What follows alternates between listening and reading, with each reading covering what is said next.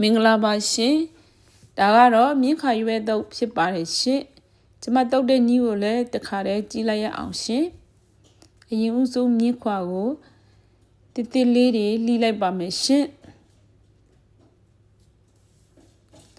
ကျွန်မရဲ့မြင်းခွာရွက်ကအရန်ကိုလက်ဆက်ပါတယ်ရှင်အင်ချန်ထွဲဖြစ်ပါတယ်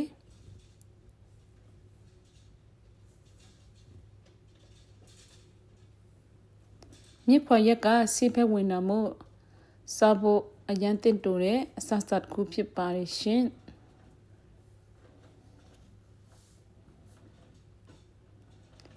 မြစ်ခွာရက်ကိုတုပ်စားရင်လည်းရတယ်လို့ဟင်းချွေချက်တောက်ရင်လည်းကောင်းပါတယ်ရှင်လှီးထားတဲ့မြစ်ခွာရွက်လေးတွေကိုတုပ်ဖို့ခွဲထဲမှာထည့်လိုက်ပါမယ်ပြီးရင်တော့ပပလီပြီးတော့ရေဆေးထားတဲ့ကြက်သွန်တွေကိုထည့်လိုက်ပါမယ်ရှင်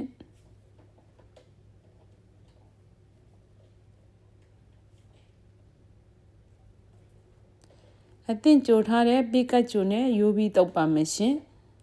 ပိကတ်ဂျိုကျွတ်ရွရွလေးနဲ့အရန်ကိုမှစားလို့ကောင်းပါတယ်ရှင်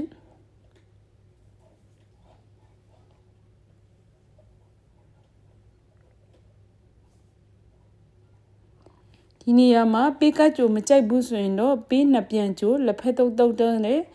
ပေးနဲ့တုပ်စားလို့လည်းရပါတယ်ရှင်ကျက်သွန်ဖြူစီကျက်လေးထည့်လိုက်ပါတယ်စီကျက်ကိုတော့မိမိကြိုက်နေတဲ့လောက်ထည့်ပါရှင်ကျမကတော့စီကျက်3စွန်းထည့်ပြီးတော့တုပ်ပါတယ်တံဖြာဒီကိုလည်းထည့်ပြီးတော့ညှိလိုက်ပါတယ်ရှင်စားနည်းငယ်ထည့်ပါတယ်အတုပ်ထဲမှာထည့်တဲ့ဟင်းသီးရွက်အတုံးမုံကိုလည်းနည်းနည်းထည့်လိုက်ပါရှင်ပစွန်ချအကောင်လိုက်ထည့်လိုက်ပါတယ်မြေပေးဆန်ထောင်းထားတာကိုလည်းထည့်ပေးလိုက်ပါတယ်ရှင်အရန်ကိုမှမွေးပါတယ်နော်မြေပေးဆန်ပါတယ်ပိကတ်ဂျိုလေးပါတော့ကျွတ်ရွလေးနဲ့တကယ်စားလို့ကောင်းတဲ့အတုပ်ဖြစ်ပါတယ်ရှင်ကျမကတော့ထမင်းမပါဘဲနဲ့ဒီတိုင်းပဲထိုင်စားလိုက်ပါတယ်ရှင်အရန်ကိုမှစားလို့ကောင်းပါတယ်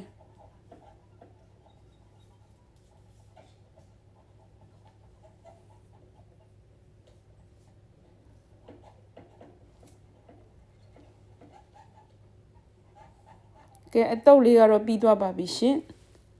စားကြပါအောင်နော်အဆုံးထိကြည့်ပေးလို့လည်းကျေးဇူးတင်ပါတယ်ရှင်နောက်ဗီဒီယိုမှာပြန်ဆောင်ကြရအောင်ရှင်